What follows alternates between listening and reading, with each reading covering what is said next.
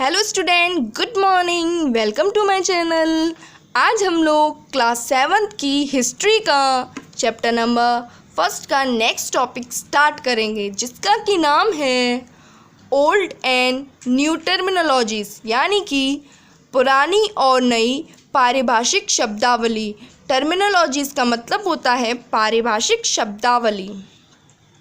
Historical records exist in a variety of languages which have changed considerably over the years। यानी कि जो historical records हैं, जो ऐतिहासिक अभिलेख हैं, वो एग्जिस्ट करते हैं, यानी कि प्रेजेंट हैं, अस्तित्व में हैं इन अ वेराइटी ऑफ लैंग्वेज, बहुत सारी विभिन्न भाषाओं में। विच हैव चेंज्ड, जो कि बदलते रहे हैं, कंसिडरेबली, आकार में बढ़ते रहे हैं, ओवर द ईयर्स, साल दर साल। Medieval Persian for example is different from modern Persian. जो मेडिवल पर्शियंस हैं, यानी कि जो मध्यकालीन पर्शियंस रहे हैं, जो पर्शियन जाति मध्यकाल में थी, फॉर एग्ज़ाम्पल, उदाहरण स्वरूप, इज़ डिफरेंट, वो विभिन्न है मॉडर्न पर्शियंस से, आधुनिक पर्शियंस से। The difference is not just with regard to grammar and vocabulary. The meaning of words also change over time. जो मॉडर्न पर्शियंस और मेडिवल पर्शियंस के बीच का डिफरेंस है, इज़ नॉट जस्ट, वो नहीं है केवल regard to grammar and vocabulary, यथा निर्दिष्ट रूप से ग्रामर यानी कि व्याकरण, वोकैबुलरी यानी कि शब्दावली। मतलब जो डिफरेंस है मेडिवल और पर्शियन और जो मॉडर्न पर्शियंस हैं, उन दोनों के बीच में, वो ना केवल ग्रामर का यानी कि व्याकरण का और शब्दावली का रहा है, बल्कि द मीनिंग ऑफ वर्ड्स, जो शब्द हैं उनका जो मतलब है, ऑल्सो चेंज ओवर टाइम, वह भी समय के साथ बदला है। India has also been known by diverse name during different periods of history from Aryavarta to Bharatvarsha. जो हमारा भारत देश है, has also been known by, वो बहुत सारे नामों से जाना जाता है, बाय डाइवर्स। डाइवर्स का मतलब होता है विविध, बहुत सारे नामों से जाना जाता है, diverse name during different periods of history.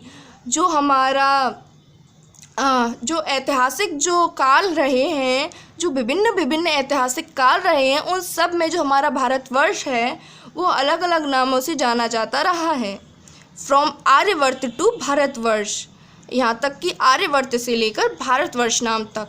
To now as Hindu, और अब हिंदू के रूप में।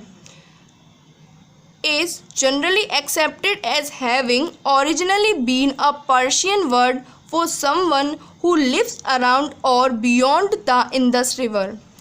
अब जो हमारा जो हिंदू नाम से हमारा जो भारतवर्ष जाना जाता है, is generally accepted as having, वो जनरली सामान्यतः एक्सेप्ट किया गया है as having, और उसका जो ओरिजिन है, उसका जो प्रारंभ है, वो हुआ है बीन अ पर्शियन वर्ड, एक पर्शियन वर्ड से।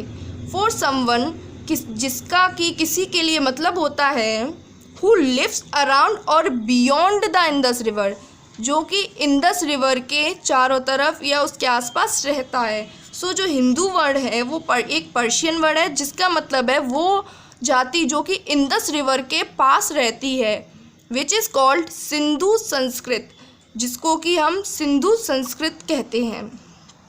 And meant an inhabitant of Indian subcontinent, या फिर हम उसे भारतवर्ष के उपमहाद्वीपों पर रहने वाले निवासी भी कह सकते हैं, जो कि before the partition of India, Bharatvarsha के विभाजन से पहले वहाँ रहा करती थी। However when the term Hindustan was used in the 13th century by Mehnaz ur Shiraz, a chronicler who wrote in Persian, he meant the area of Punjab, Haryana and the lands। यानी कि when, however का मतलब होता है तथापि, तथापि when मतलब जब, the term हिंदुस्तान, जो हिंदुस्तान शब्द है उसका जो उपयोग हुआ था, was used, जो कि यूज़ किया गया था इन द 13th सेंचुरी, 13वीं शताब्दी में मिन्हाज और शिराज के द्वारा अ क्रॉनिकलर, यानी कि जो ये मिन्हाज और शिराज थे, यह एक इतिहास लेखक थे। हु रोट इन पर्शियत, जो कि पर्शियत में लिखते थे। ही मीन्ट, उनका मतलब जो हिंदुस्तान वर्ड से था वो था the area of Punjab, Haryana and the lands between the Ganga and Yamuna. जो हमारे ये जो ऐतिहासिक लेखक थे, इनका जो 13वीं शताब्दी में हिंदुस्तान वर्ड का उपयोग किया गया था, उससे इनका मतलब था वो एरियाज़, वो क्षेत्र जो पंजाब, हरियाणा और गंगा और यमुना के मध्य के होते हैं। He used the term in a political sense for lands that were a part of dominions of the Delhi Sultan, यानी कि ये जो हमारे इतिहासकार शिराज थे, he word is used for Siraj. He used the term in a political sense, इन्होंने ये जो हमारा हिंदुस्तान टर्म यूज़ किया था वो एक पॉलिटिकल सेंस में यूज़ किया था। पॉलिटिकल सेंस का मतलब है राजनीतिक विचार पूर्वक यूज़ किया था फॉर लैंड्स, उन लैंड्स के लिए, उन ज़मीनों के लिए that were a part of dominions of Delhi sultan, जो कि पार्ट थी दिल्ली के सुल्तान की, दिल्ली सुल्तान के अधिराज्य की। Bye contrast, in the early 16th century, Babur used Hindustan to describe the geography, the fauna and the culture of inhabitants of the subcontinent। और शिराज के विपरीत 16th सेंचुरी में जो हमारे बाबर आए थे, उन्होंने यूज़ किया था हिंदुस्तान को डिस्क्राइब करने के लिए geography, fauna and the culture of inhabitant of subcontinent, उप महाद्वीप पर रहने वाले उसके निवासी, वहाँ की ज्योग्राफी, वहाँ के फौना का मतलब होता है क्षेत्र विशेष के जीव जंतु, और वहाँ के कल्चर के, वहाँ के इतिहास के, वहाँ की संस्कृति को दर्शाने के लिए यूज़ किया था। तो शिराज ने यूज़ किया था एक पॉलिटिकल सेंस में, और बाबर ने उसको यूज़ किया था उस महाद्वीप की ज्योग्राफी, उस महाद्वीप के निवासियों के कल्चर और वहाँ के क्षेत्र विशेष के जीव जंतुओं के बारे में दर्शाने के लिए। Thus, different name and terms were used for Indian subcontinent by the Indians, Persians, Greeks, Chinese and Muslims at different periods of history। Thus, इसीलिए different name, विभिन्न नाम उपयुक्त हुए हैं, बहुत सारी टर्म, बहुत सारे शब्द यूज हुए हैं इंडियन सब कॉन्टिनेंट, यानी कि भारत के उपमहाद्वीप को पुकारने के लिए। उसके लिए बहुत सारे नए नए शब्द उपयोग किए गए हैं इंडियंस, भारतीयों के द्वारा, पर्शियंस के द्वारा, ग्रीक्स के द्वारा, चाइनीज़ के द्वारा, मुस्लिम्स के द्वारा and different periods of history.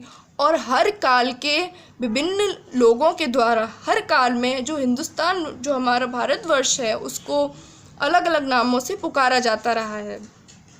The next topic is sources of medieval period, यानी कि जो हमारा मध्यकाल था उसके जो सोर्सेज हैं, यानी कि उसका जो स्रोत है वह कहाँ से रहा है।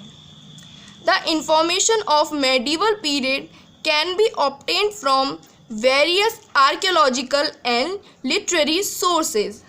जो इंफॉर्मेशन है मेडिवल पीरियड की, मध्यकाल की जो इंफॉर्मेशन रही है, उसको हम ऑब्टेन कर सकते हैं फ्रॉम वेरियस आर्कियोलॉजिकल, बहुत सारी अलग अलग आर्कियोलॉजिकल यानी कि पुरातत्वीय एंड लिटरेरी सोर्सेज, और साहित्यिक सोर्सेज से, साहित्यिक स्रोत से। यानी कि जो हमारी मेडिवल पीरियड की जानकारी है उसे हम वेरियस विभिन्न आर्कियोलॉजिकल और लिटरली साहित्यिक और पुरातत्विक स्रोतों से प्राप्त कर सकते हैं। Archaeological source include inscription, monuments, paintings and coins. Literary sources include chronicles, manuscripts, biographies and other works. जो आर्कियोलॉजिकली सोर्सेज होते हैं, यानी कि जो पुरातत्वीय सोर्स स्रोत होते हैं, उनमें जो इंक्लूड होता है वो होता है इंस्क्रिप्शन, इंस्क्रिप्शन यानी किसी वस्तु पर कुछ अंकित करना, मॉन्यूमेंट स्मारक, पेंटिंग्स एंड कॉइन्स सिक्के आदि।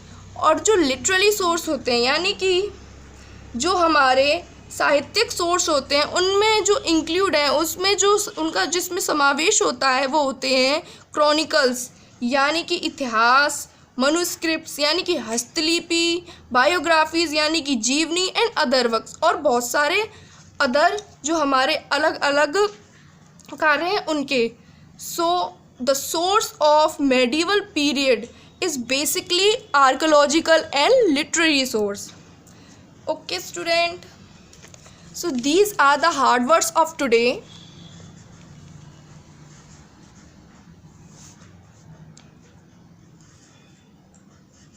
Okay student, thank you for watching my video.